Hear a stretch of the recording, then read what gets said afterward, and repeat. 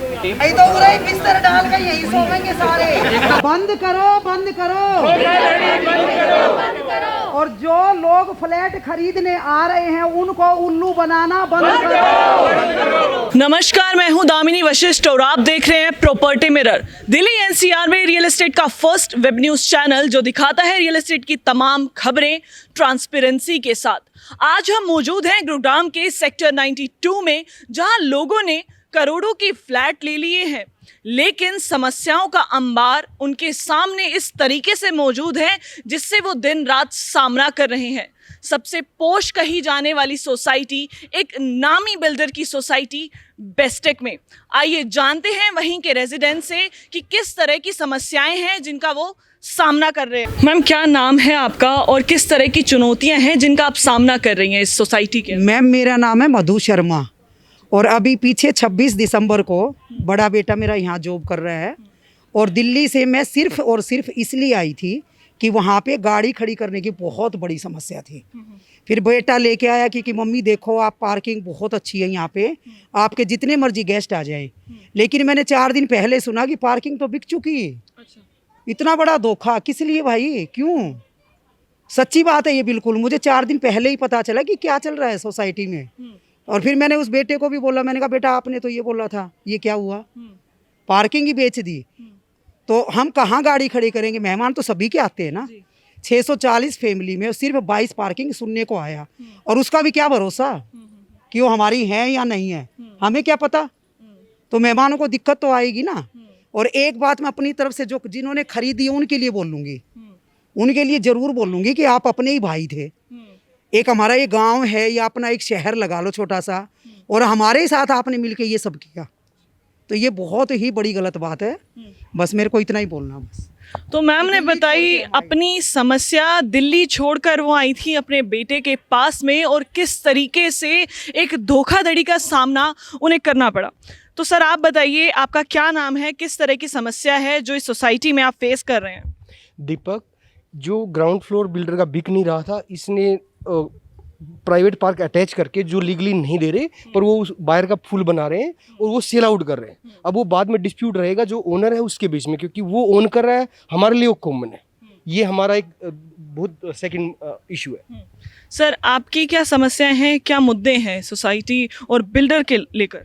Ma'am, issue list तो बहुत बड़ी है, बट अगर मैं हाईलाइट करूं हाई लेवल पे, electricity they charge at their convenience. When we ask them for a transparency and on the bill, तो उन्होंने बिल के नाम पे कुछ दिया ही नहीं है। They are charging us anything, maintenance, common area जो बिल्डर अपने पर्पस के लिए यूज़ कर रहा है, जो कि अपने फ्लैट्स को रेडी करने पोजेशन के लिए रेडी करते हैं, वो वहाँ पे कंज्यूम कर रहा है। यहाँ से अपना एक सेल ऑफिस ऑपरेट कर रहा है और वो सारा जो एक्सपेंस है वो भी एज ए रेजिडेंट हम ही बियर कर रहे हैं। और उसके बावजूद भी जो पर यूनिट चार्जेस हैं या मेंटेनेंस चार्जेस, जब ट्रांसपेरेंसी मांगी जाए तो जो एक राइट टू इन्फॉर्मेशन है फॉर एवरी रेजिडेंट, वो हमें नहीं मिलता है। सर किस तरह की सिक्योरिटी इश्यूज हुए हैं आज से पहले? मैम, अगर मैं 2 हाईलाइट करूं तो लिफ्ट एक बार फ्री फॉल हुआ, एक बार लिफ्ट की छत ही गिर गई थी, एक लेबर को चोट भी लगी। और जो पार्किंग का है, पहले भी आंटी ने और कई रेजिडेंट ने बोला है, बाहर जब हमारे वर्कर्स आते हैं तो उनकी बाइकें 1-2 बार चोरी भी हो चुकी है। या तो सर ने बताया इतनी बड़ी सोसाइटी में इस तरह की समस्याएं भी आप देख सकते हैं।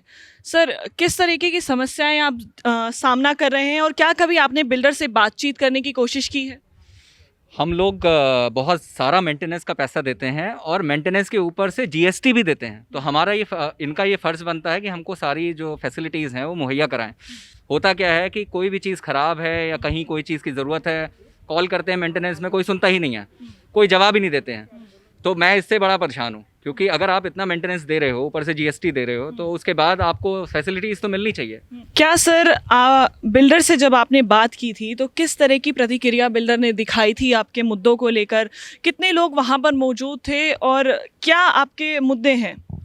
तो मैम, लाइक जैसे अभी सब लोगों ने बताया कि मुद्दे जो हैं वो मेन पार्किंग के हैं, सिक्योरिटी के हैं, सेफ्टी के हैं, लेकिन अगेन ट्रांसपेरेंसी नहीं है। एंड हमने कई बार इसको उठाने की कोशिश भी की है, पर मेंटेनेंस में जो है हमें कभी भी कोई हल नहीं मिला।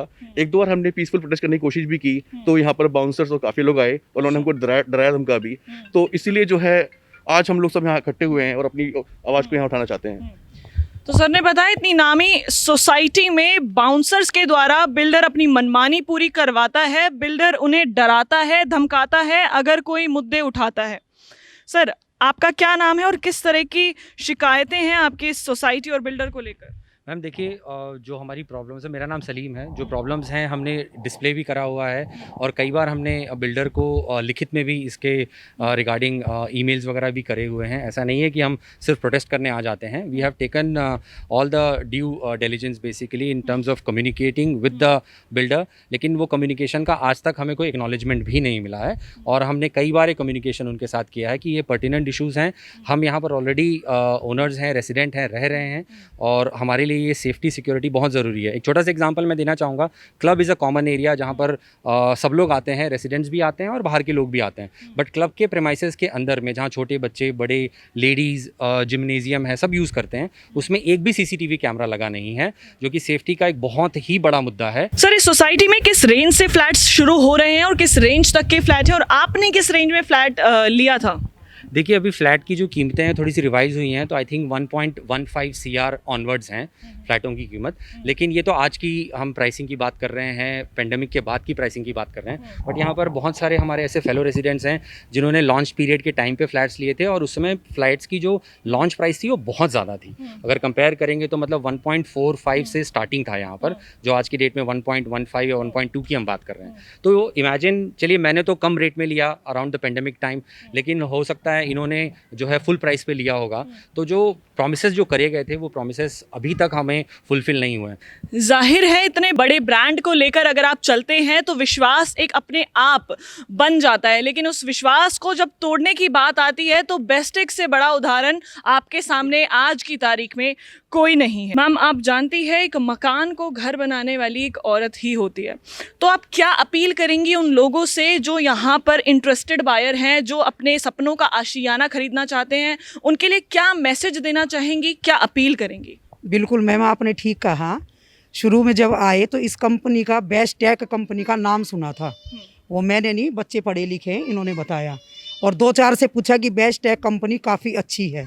लेकिन जब पता चला, मैं आई और बताया कि जो शुरू में हम आए तो बोले कि मेंटेनेंस 6,000 और बाद में पता चला कि 8,000। मैंने बच्चों कहा तो शुरुआत ही धोखे से हो गई। जब खरीद लिया तो 8,000, खरीदने से पहले 6,000। तो ये तो उन्होंने बोला था।